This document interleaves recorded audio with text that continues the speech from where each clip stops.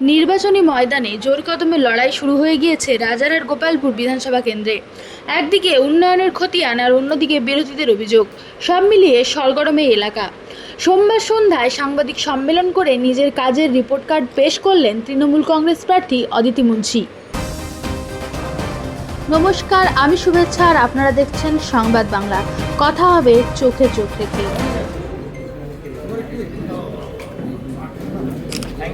2021 সালে এই কেন্দ্রের মানুষ তাকে জয়ী করেছিলেন। এরপর 5 বছর পেরিয়ে 2026। অদিতি মুন্সি এদিন বলেন, বিগত 5টি বছরে মানুষের আশীর্বাদে অনেক কাজ করার সুযোগ পেয়েছেন তিনি। বিনম্রভাবে স্বীকার করেন যে 100% কাজ হয়তো শেষ করা যায়নি, কিন্তু মানুষের জন্য উল্লেখযোগ্য উন্নয়নমূলক কাজ সম্ভব হয়েছে। এদিন শুধুমাত্র গত 5 বছরের কাজের খতিয়ানই নয়, বরং আগামী 5 বছর তিনি এলাকার জন্য কি করতে চান তার একটি রূপরেখা বা রোড ম্যাপ পুস্তক আকারে সকলের সামনে তুলে ধরেন। তার এই সংকল্পপত্র ঘিরে ইতিমধ্যে এলাকায় ইতিবাচক সাড়া পাওয়া যাচ্ছে। তবে লড়াই যখন রাজনীতির, তখন তরজা থামার নয়। এদিন বিজেপি প্রার্থীর পক্ষ থেকে দুর্নীতির একাধিক অভিযোগ আনা হয়েছে তৃণমূলের বিরুদ্ধে। পাল্টা জবাবে শান্ত কিন্তু দৃঢ় ভাষায় অদিতি মুন্সি জানান, আমি একজন সঙ্গীত শিল্পী এবং সদ্য মা হয়েছি। ওনার অভিযোগের প্রসঙ্গে আমি কিছুই জানি না, উনিই ভালো বলতে পারবেন।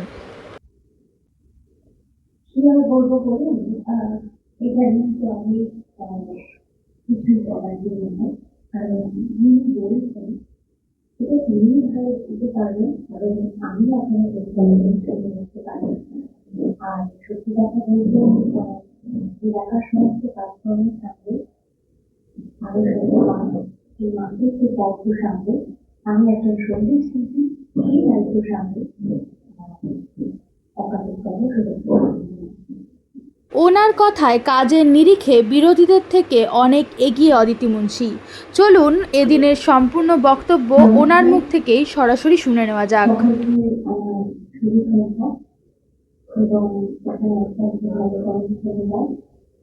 আজকে মূলত আমরা কিছু বিষয় নিয়ে এখানে আমরা সবাই একত্রিত হয়েছি। আর সেই কর্মসূচিতে আপনাদেরকে পাশে দিয়ে আমরা কৃতজ্ঞতা এবং ধন্যবাদ। বিগত 5 বছরে অর্থাৎ 2021 আমার রাজনৈতিকভাবে যাত্রা শুরু হয় সর্বভারতীয় তৃণমূল কংগ্রেস দলের একজন প্রার্থী রাজারহাট গোপালপুর 117 রাজারহাট গোপালপুর বিধানসভা কেন্দ্র থেকে। এই বিধানসভা আমার নিজের বিধানসভা। এই বিধানসভার প্রত্যেকটি মানুষ, প্রত্যেকটা সমাজ খানার ছন্দগুলোর একটা অংশ।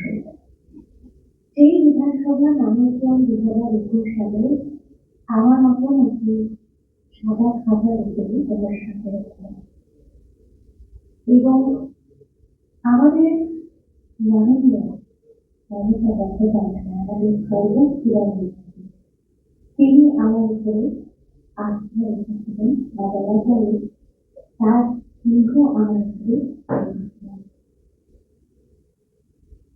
সেই 2021 সালে এই বিধানসভার সকলের ভালোবাসা, গুরুজনদের আশীর্বাদ, স্নেহ, মমতা এই সবকিছু নিয়ে এবং সর্বোপরি আমার সর্বভারতীয় তৃণমূল কংগ্রেস দলের সর্বোচ্চ নেতৃত্বদের আশীর্বাদ নিয়ে 2021 সালে আমার নামের কাছে একটা শক্তি পরীক্ষা দেবে। আমি বলা 117 রাজারহাট গোপালপুরের বিধায়ক। এই 2021 থেকে আজ 2026 এটি গেছে আমাদের সময় 5টা বছর। এই 5টা বছর মানুষ আমাকে দায়িত্ব দিয়েছিলেন। আমি ক্ষমতায় বিশ্বাস করি না, তাই আমি কখনো বলি না যে আমাকে ক্ষমতা দিয়েছিল। আমি বিশ্বাস করি তারা ভরসা করে তারা আমার উপরে দায়িত্ব দিয়েছিলেন।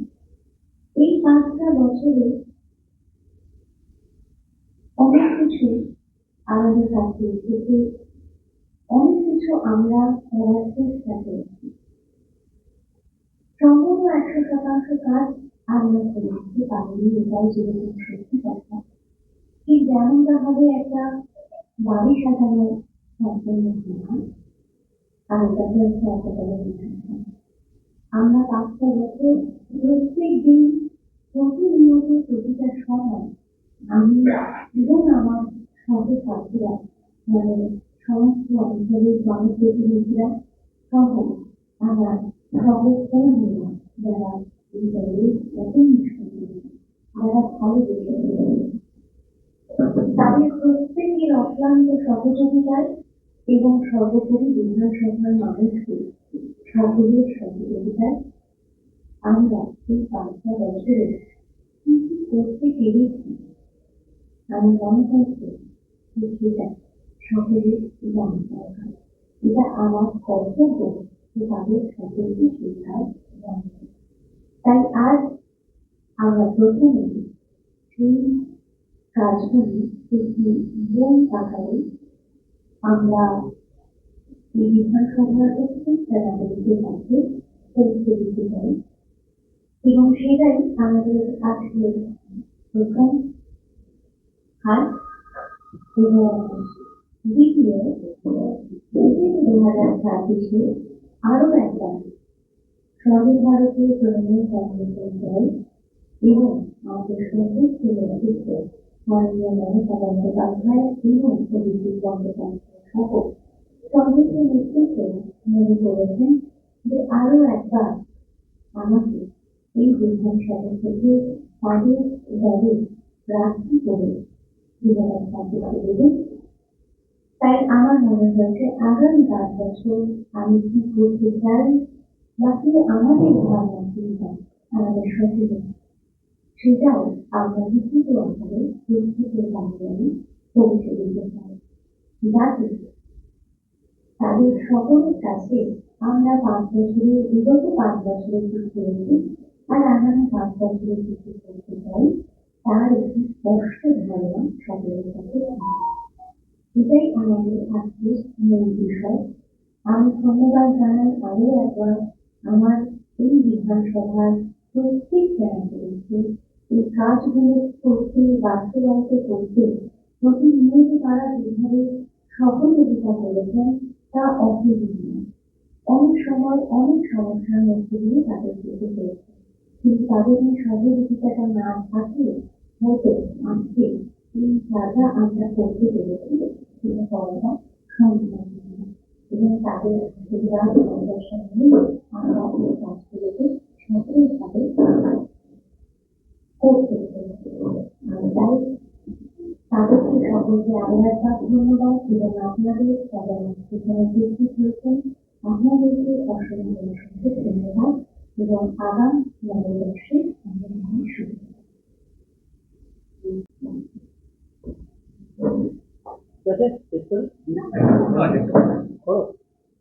আপনারা যে এফিডেভিট দিয়েছিলেন 7 তারিখের ডেট ছিল জানতে পারে, 8 তারিখে এফিডেভিট করেছেন, দ্বিতীয়বার 9 তারিখ আবার আপনারা একটা এফিডেভিট দিয়েছেন, এটা কনসেপ্ট দেওয়া আছে। আমি বলি এফিডেভিট নিয়ে যদি কিছু বলার থাকে আমি ওনার ইলেকশন এজেন্ট হিসাবে বলছি আপনারা প্লিজ আরো রিটার্নিং অফিসারের সঙ্গে কথা বলুন।